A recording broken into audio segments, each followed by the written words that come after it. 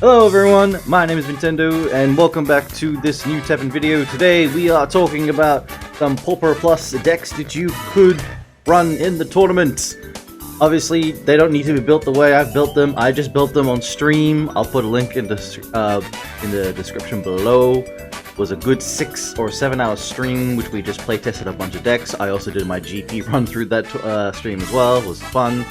Yeah, it was really good just to sort of playtest a whole bunch of decks, and I just want to show you guys what you could potentially run in the tournament, because there is no restrictions on decks what you could run. It's just you gotta follow by the 10-point system. So without further ado, let's have a look at a couple of these decks. I don't think I can fit all of them into this video. If not, I'll probably do like a 2-part video. Hopefully it's only a 2-part video, if that. But yeah, let's go over these decks and let's see what we can do. Alright, your first deck that we're looking at here is Pauper plus Kami. Yes, I built the Kami deck for this tournament because you can. It is much slower than the normal Kami, so I've had to make a few adjustments to this deck for it to work. So, Exploding Lightning Rod. I should go over my 10-point system. So, 10 points. A-Trans, Killer Bee Kami. So that's 6, 2 rebirths, which puts me up to 8 points, and 2 possessing malices, which puts me at 10. So that's your 10-point system. That's it. So the rest of the deck had to be readjusted to try to figure this out. So you still keep your Raging Dust Clouds for shields on your hero, Sibling Memories to give yourself life, A-Trance to copy Kami if it's in your X pocket, Allies Consolation to draw, your Blade Shattering Defense for shield and health, Bombast to get Kami into your hand, Murderous Spikes to deal with easy threats, Assassination List as well to deal with some easy and simple threats. The difference that I have in this is I threw in 2 Astaluses, so Bombast will also draw these as well, if not Kami. So Astalus actually, I found, was actually helping. Because I wasn't sure what else to throw in here at the time, but it turned out to be working pretty damn well. 1 Fate of the Unworthy. Now, you do have the option to sideboard 9 cards, if I'm correct, or 8 or whatever it is. I keep forgetting the numbers. But anyway, you can definitely sideboard some of these cards that are in here that you don't want, for the tournament reasons. So yeah, this deck still works fine. It's a little bit slower, I think, compared to the normal way that Kami Ouroboros works, but nonetheless, this deck still works perfectly fine.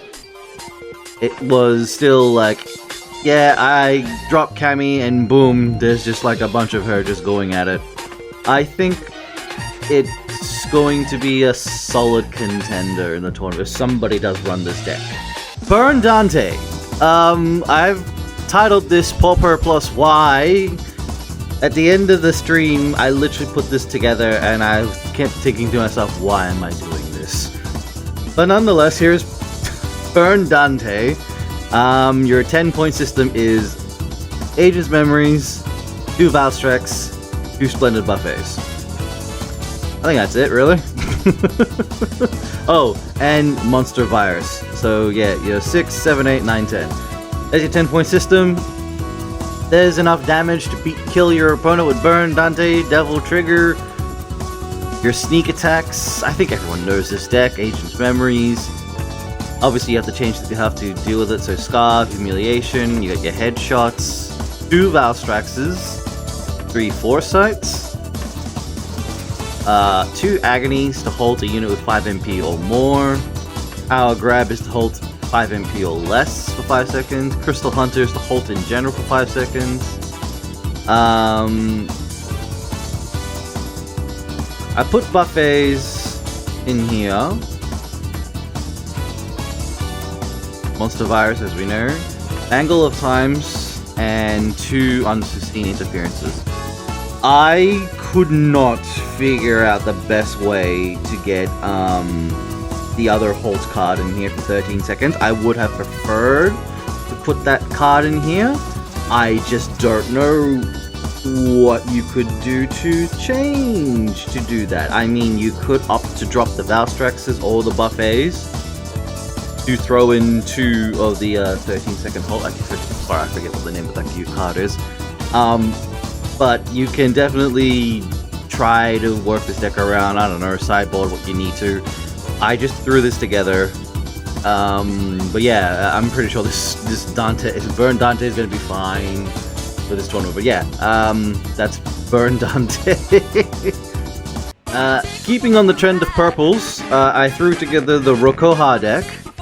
It's not, I mean, I really, like, this one I think took a bit to sort of figure out to get it down to the 10-point system. So your Hidden Threat 0 and your X-Hunters, I think those were the 2 legendaries you would want to keep. And then it was 2 buffets and 2 loss of meanings.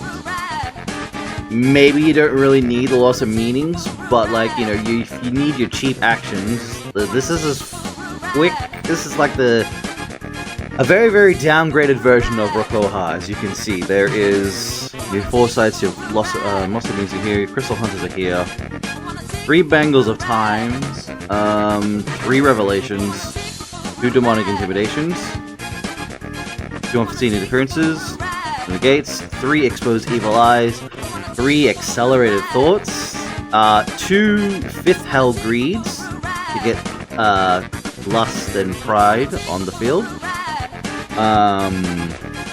Because they're just to be on the field to cause problems. And Hidden Threat 0 and X-Hunters. But that's like sort of the best way I could do Roja safely for this tournament, to see if it could work. I don't know if it will, but I just threw it together just for the sake of it. Last but not least, to sort of finish this off, we've been seeing this running around on the ladder, I guess, and we saw this on the live stream of the EX podcast, and I think someone else doing the stream, someone said try to build this one, so I built it from what I remember, and dear God, my God, this deck is hilariously works. So if you don't know what this deck is, I call this Pauper plus Isha. This is all about Shara Ishivalda. This is all about getting Ishivalda to the field, which you can wait 8 mana, or you can Unwavering Faith it and get on the field for half its cost. You probably could drop Unwavering Faith down to 2 instead of 3. This is probably, and yeah, it's all about just getting Evalda to the field, Unbreakable Bonding Evalda, so there's multiple copies of it, and you're running X Gaia Armor. And it's funny because Gaia Armor just, you know, makes them untargetable, which, hey, you know what, that's fine. And it's just kind of reminiscent to, like, I don't know, Roja in some fashion. It's just a lot of actions. As you can see, we got your War Jumps, your Raging Dust Clouds, I threw some Besieges in, just 2 Disarms, maybe put a 3rd, Evasive Actions, your Blade Shattering Defenses, and Sturdy Sounder. This is all about Ishivalda, so Sturdy Sounder is good for that, because if you don't know what Ishivalda does is, Spillover, every time it takes damage and surviving, it gains +1 attack and shield. So Sturdy Sounder, it gives it 2 HP, if the unit is a monster, which Ishivalda is, it gains an additional +1/+1, and it's stealth 1 damage. So effectively, this is buffing Ishivalda. Unbreakable Bonds. I threw in some Elder Frost Fury because Memory 4 is not hard, and you can give Ishivalda 3 attack and 3 shield because why not? And Natural Cycle because we can just Natural Cycle everything and just reset the deck. Oh yeah, and Errant Banana. Give it the banana because if it's taking damage surviving, you're gaining 1 MP. So this is a weird deck that I got to try out, and I think it works pretty damn well for the tournament, so if someone wants to run this in the tournament, be my guest! Feel free to play around with the decks and have fun, change up what you need to. I never bothered with sideboards, but that's up to the person who's in the tournament to figure out what they want to put in their sideboard.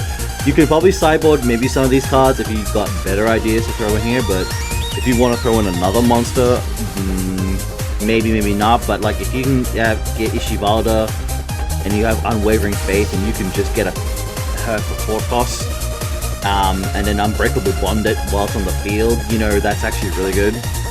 Giving them Besiege is pretty fun, so yeah, Gaia Armor protecting them. So So yeah, this was a pretty interesting deck. Yeah. Sorry there's not much of a footage, but like I said, I can drop the stream down in the links below, in the description below, and like you can check out the stream how some of the matches went. But yeah, I guess this is part 1. So yeah, there'll be a part 2. Cheers for watching, guys. I hope you enjoyed some of these decks. These degenerate decks, I guess. Hey, the decks work. Like, you know, have fun, guys. Enjoy, but thanks again for watching. And I'll catch y'all next time. Bye-bye.